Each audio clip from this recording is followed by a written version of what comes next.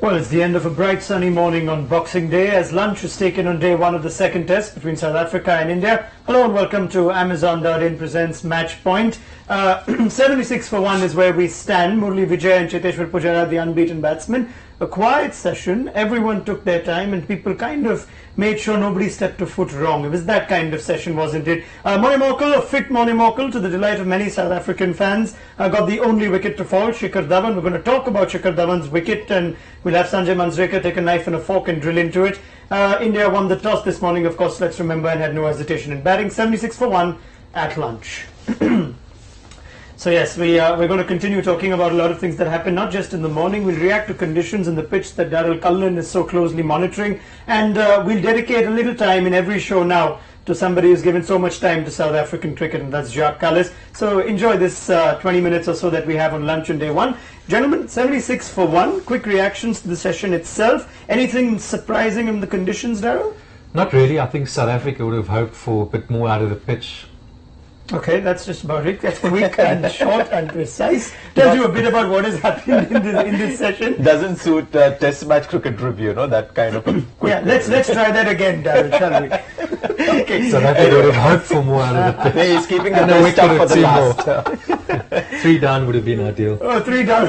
Okay. Sanjay, India's batsmen applied themselves well enough? I think no surprises in that first session. I think the pitch played to expected lines. We expected it to play a lot better than the Wanderers in the first session of the Test match. That it has done. And Indian batsmen once again showing that discipline which we hadn't expected at the start of the series. We're seeing the same kind of approach, which is great to see. And Shikhar Dhawan, I think, is the only batsman who until now hasn't quite adjusted to the kind of conditions that you have in South Africa. So see, there you go, Daryll. That is the first answer that I'm expecting. That's the length of the first answer. Okay, serious note, South African bowling. Now, in early morning, you'd think Dale Steyn would be fresh after a few days, would steam in and come and bowl. Just watching the first over or so, 130, 135, it also didn't seem like he's running in with the kind of force that we've seen. We'll show you the speeds as well very quickly. You just take a look at Dale Steyn's speed, and we're putting him in comparison with Mitchell Johnson, who's also bowling pretty quickly in Melbourne in the ongoing Ashes Boxing Day Test. Now, Steyn speeds in green, and you could see Mitchell Johnson's in red. Daryll, what can be attributed to this slightly fall in pace and speed of Dale Steyn? Well, he doesn't really sort of run in anymore and just look for sheer pace. He's probably, as he's got a bit more experience, just relied on being more of a cunning fast bowler. You also notice too that at the start he tends to look for a bit of swing. He wants to mix it up, allow the ball to swing with the odd occasional quicker delivery. But there are times and moments, and if there is a question to be asked, where he should be running in and at sheer pace looking to unsettle the batsman. What does Dale Steyn lose when he doesn't have that pace? How much easier does it get for a batsman? Yeah, I think that graph that we showed, I mean, the idea was not to compare speeds of the two guys, and it's an unfair comparison because Mitchell Johnson is a different kind of bowler. But when you have somebody bowling like Mitchell Johnson does, it has some effect on the other bowlers and how the batsmen play the other bowlers. I was slightly disappointed even in the last Test match to see the speeds of Dale Steyn. Perhaps he's come to a stage of his career where he thinks he's just going to seam balls away and get batsmen out by thought rather than pace. But when you have Philander and Steyn starting off at 134, 135, India is in familiar territory. Okay. So that is one disadvantage that South Africa have. The other thing, going forward, if Steyn is going to be bowling in this fashion, which means not looking to beat batsmen with pace, then when you look at the other aspects of his bowling, he's always been a quick bowler with one kind of wrist position, which is bowling outswingers full, and then the variation of length with pace, bounces and things like that. Then he'll have to start developing some other facets to his bowling, which means changing wrist positions, getting the ball to curve back in, or hitting the deck and coming back. So when he's bowling at 134, 135 and only outswingers full length, we saw in the first Test match he wasn't that much of a threat to the Indian batsman. Is it a fitness thing, Daryll? Dale Steyn looks good and fit, but somehow it's just that intensity isn't there.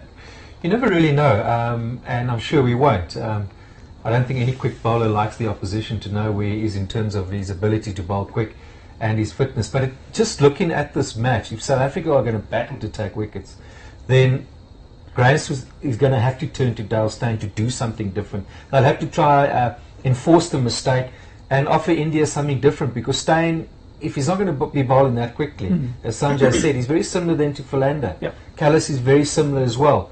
Probably only Morkel offers a bit of variation in terms of his pace and bounce. So the ability at times for all three of those away swings to bring the ball back.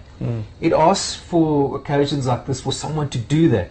Morkel, yes, but it's different to the others. What may be causing him, if we just look at this test match, to hold back slightly is it's going to be hot. Bowlers are going to be bowling in short spells, so he may be wanting to hold back a little bit. Okay, can I just take this, what you're seeing on the screen currently, The area, just to bring out the tactic of South Africans, which we thought would be interesting. Now, many balls on the right-hand side, because that's actually the first innings that the South African bowled at the Wanderers, and you'll see that what we've highlighted is that cluster, which is, quite a bit outside the off stump, which was their channel, 2 feet outside the off stump. But you can see an endeavour on the left-hand side at Durban for them to get closer, which means it's, again, India winning a small battle here. They're forcing South Africans to bowl differently, bowl closer to them. And this pitch is low on bounce, and if the Indians start, if they get a decent start with every individual batsman, and South African getting close to their off and middle stump, then the familiar Indian shot, towards mid-wicket, the flick shots and all will come into play. So these are encouraging signs for India, where they have forced the home team to bowl differently. So the point was made in the first test match that we thought South Africa were too one-dimensional. Yep. And looking at the first session, yes, it's still early days, but it's going to be, again, a big test for Graham Smith's captaincy.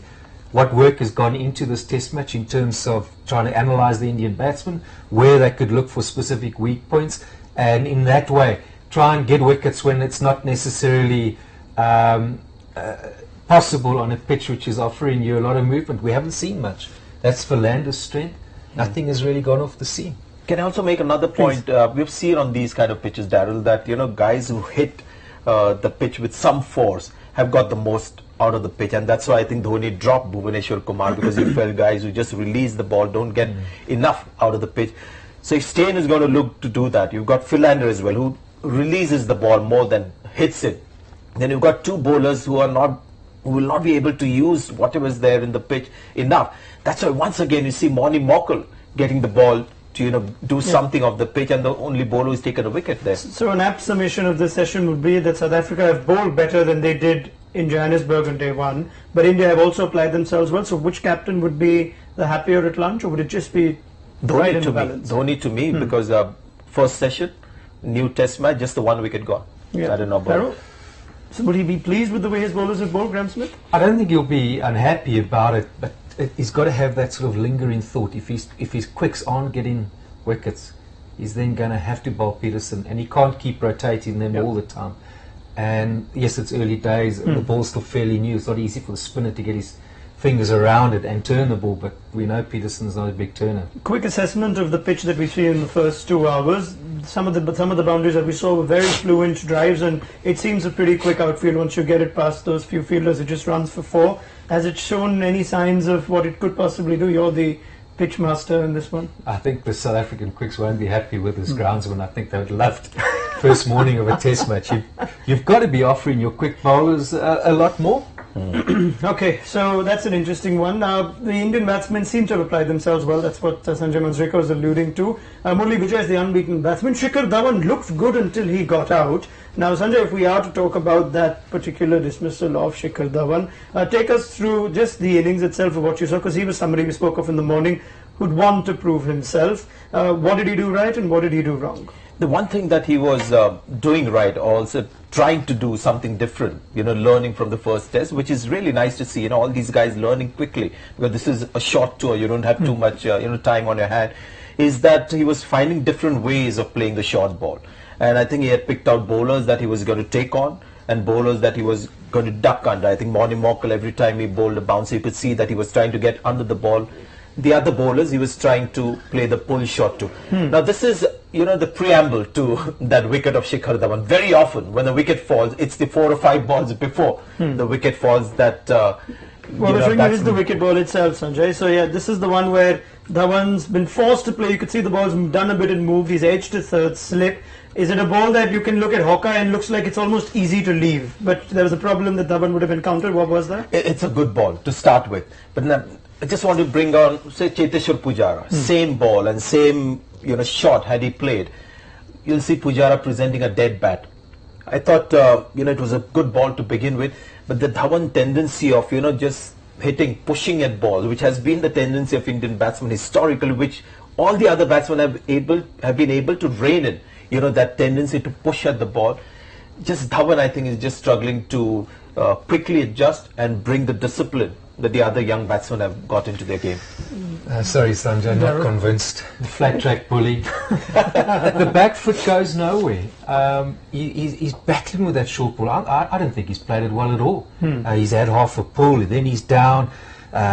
He doesn't know where to go with it. And we spoke about before this test series that you've got to have a back foot game. I think Rahul Dravid mentioned it. I think Sanjay may have mentioned it. So South Africa really have taken the dry ball out of his game, fed him here where he doesn't look comfortable, and his back foot, I couldn't help notice the back foot goes nowhere. It stays in the same spot. It's not back, it's not across. I tell you what, I think quick bowlers around the world, if they know they're up against him and it's away from home, figure him out. It's going to be the same old story. I think he's talented enough. Give the guy a chance. I mean, he's clearly got something, but it is then, being a bit facetious, I know, but it's something that he's going to have to work on and solve, particularly if he wants to have a long career outside of the subcontinent. Okay, let's quickly take a look at what Sanjay Manjrekar was alluding to a little earlier with regard to the preamble. The ball, how Moni Morkel set Shikhar Dhawan up. You take a look at Skyline on the way Morkel set him up. Now this is the entire over. This is Morkel to Vijay. Focus on the balls to Dhawan. That's 1, 2, 3, and then then you can see the wicket ball. The last 3 balls are your main balls. You can see over there. Yeah, there you go. There's number 1. There's one of the short one, and well, that was number 3. So well thought wicket by Moni Morkel. He adds a lot to the South African bowling. They'll be happy he made it in time to be fit for this one. I think he's one of the Indian batsmen who's got something in his mind. As the bowler is running, especially somebody like Moni Morkel, he's got thought in his mind that is telling him, watch out for the short ball, and if it comes, what are you going to do? I'm going to duck under it. So it distracts you sometimes away from the ball that really matters. And his natural reaction to the ball that is pitched up is to drive it. And I think all of us who have watched Shikhar Dhawan and watched his success in that last season, we're always concerned about his liking to drive the ball, very often on the up. But then we saw him in the Champions Trophy in England, and we saw that he was able to leave balls, and he's got a very unique fashion of leaving balls. So we thought he might be a bit selective when it comes to driving balls outside the off stump. But with the short ball problem, I think he's slightly distracted from those lines outside the off stump, where his sort of instinct comes into play, and he is not able to perhaps differentiate between an Indian pitch and a South African pitch. Okay, when we look at the scoreline, Daryl, it's 76 runs in 26 overs.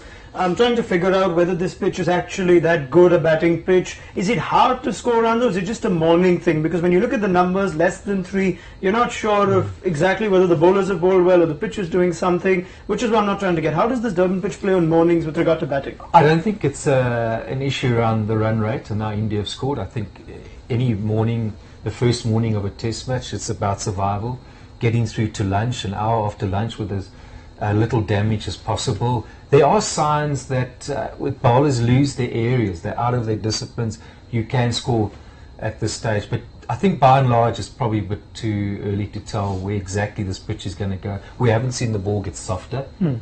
South Africa haven't really set defensive fields or bowled really defensive lines. So no, it's early days by and large. All right, so now let's go on to the other segment that I told you about in the beginning of the show. We're dedicating a little time to Jacques Kallis. Now, one interesting thing that will always stand out with Jacques Kallis is because everyone's spoken of him as being a complete cricketer who contributes in all departments. No surprises that he has won the most man of the match awards in Test cricket, 23 ahead of Muttiah Muralidharan, and well, there are a terrific list of cricketers on that list. I think there's one name missing that surprises me when you look at that list. You know, which no name surprises for me. Which one are you talking about? All right, Daryl, big names in front ahead of him. Jacques Kallis, immense contribution, not just batting, bowling, but fielding as well. Well, it's just so nice to be reminded about someone's career, because I think we as South Africans just have taken him so for granted. And you know what happens when you take something for granted, you don't appreciate it. So it's been enthralling stuff, just going through his stats. I don't know if we'll have time perhaps now to, there's quite a similarity between him and Rahul Dravid. I love the one where staying through partnerships. Dravid's been 123 balls per dismissal.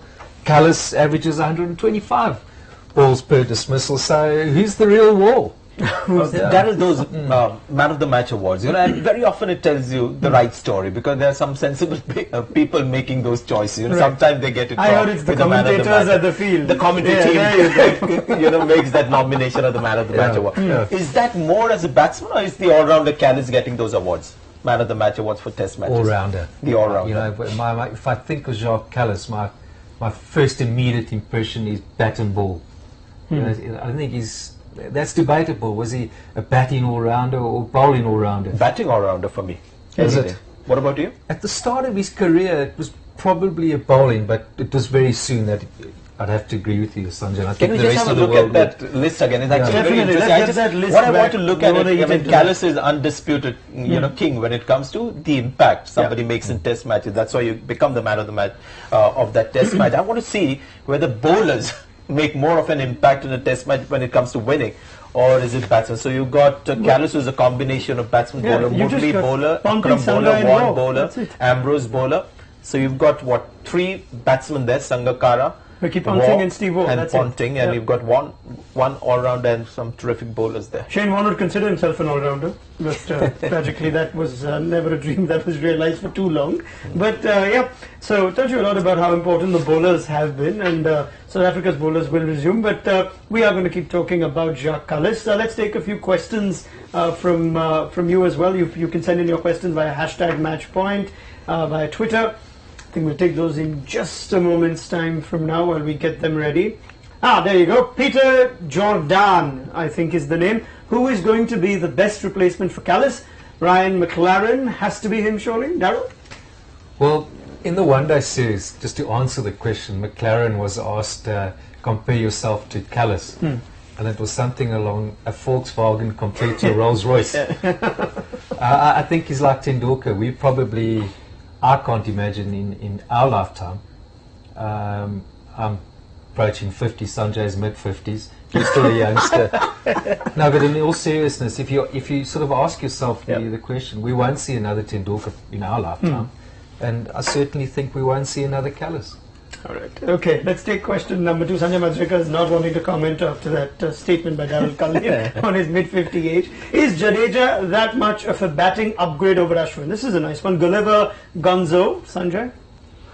You know what? In these conditions, actually, Ashwin could be a better option with the bat than Jadeja, who is who's got more of a statement when it comes to being an all-rounder. But I think Dhoni has picked Jadeja purely for his bowling, so we are not looking at who's got the better batting ability, because batting was not an issue for Dhoni in the last Test match. I think that's where he's become a little more secure with his batting. So Jadeja has been picked ahead of Ashwin purely as a spinner, and I completely back that selection. I think it's a very good selection. Daryll, what I need to ask you, Sanjay, is what is it about his bowling, Jadeja's compared to Ashwin, that you think will make it better for India here? Two things. I think is very accurate, which means, if there is something in the pitch, like we had in the Wanderers game, where there was one area where something, tricky was happening, Jadeja would have pitched more balls in that area. Does he bowl a better pace? He bowls quicker.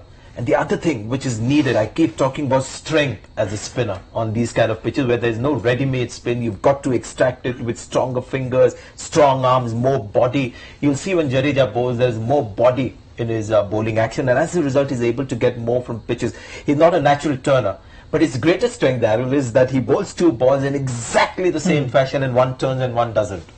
Yeah. Okay, and if you want to know what's special about Ravindra Jadeja, you can also follow the social media in India, Daryll. They'll have a few things to say about what Sir Jadeja can do. Question number 3, the final one. Let's take this as well. Nishant Dhurve. Why do they use different balls, the SG, Dukes and Kookaburra, in different countries? Which one of you fast bowlers wants to take that one? I have a view on Kookaburra in Asian conditions. I've watched a lot of cricket in Pakistan, and Kookaburra, first 10-15 overs gives the bowler something. After that, it's there to be hit. And I've seen some, very high scores in Pakistan. So I'm not sure whether you should have different brands of balls for different countries. It's a debatable issue. SG test works very nicely in India. But somehow Sri Lanka, Pakistan do not use SG test. I think it makes more sense to have balls like Dukes and SG in Pakistan and Australia, South Africa. Perhaps Daryll, does it make a difference, or you could just hit any of them? No. There's a difference in the seam, Sanjay. The Dukes has got a thicker seam and a more prouder seam than a Kookaburra. Yeah, and Dukes and SG Test are very similar, just narrow and upright, and it stays upright. So the seamers and guys with reverse swing can use it better. Kookaburra is slightly broader but flatter on the leather, so when it hits the pitch, it doesn't do that much. When it's hard, it just, I think, swings a lot more than the Duke and the SG Test. What would be the advantage or disadvantage for the spinner? Because we're speaking so much on how big a role the spinner could play in this game. I think spinners just love the Duke and the SG Test ball because there's that seam that you can, feel nicely in your hand, even when the ball is 70 years old. That seam is still hard and there is a seam to grip. With the Kookaburra, very often the seam has disappeared.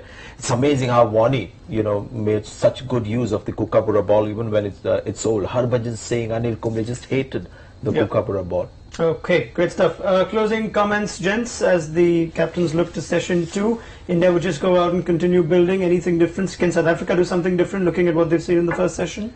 They'll want another wicket or two. South Africa, another hour, and that Darren Smith will perhaps start to think about different options and get a little bit worried. India will look to keep batting. Yeah. Pujara to play very interesting how Murli, sorry, Pujara to continue playing those attractive flick shots. Pujara will keep batting in that fashion, and you can expect him to do that for 2 days. That's his game. Murli Vijay has chosen the defensive approach, but he's not as compact in defense as, say, Pujara, or for that matter, even Virat Kohli. So it's going to be a battle between his temperament and the defensive technique that he has. So let's see where that goes. Yeah, he's gone into Ravi Shastri mode with this batting, but of course, strike rate of 14, wasn't it, Ravi? And I was not much higher. I was, I think, 24 strike rate in the series in South Africa. Blistering strike rate, didn't you? It would be about 60-70 strike rate. Anything I can say, this Indian batting lineup looks a lot better than the one that our bowlers had to deal with. But the pitches are also different. This is a much better batting lineup. Okay, thank you very much to Daryll, Cullinan and Sanjay Manjrekar. This is where the match will resume after the first session of play in the second test match, day 1. India 76 for 1 after winning the toss this morning. Murli Vijay and Chiteshwar Pujara, the unbeaten batsman. Mone Mokal taking the only wicket to fall so far. Right, so do keep sending in your thoughts and your questions via #matchpoint. Daryll, Sanjay and myself will be back at tea with more. Should be an interesting session. Let's see which way it turns and whether the ball itself turns. We'll take a look at all that and with more at tea. Until then, goodbye.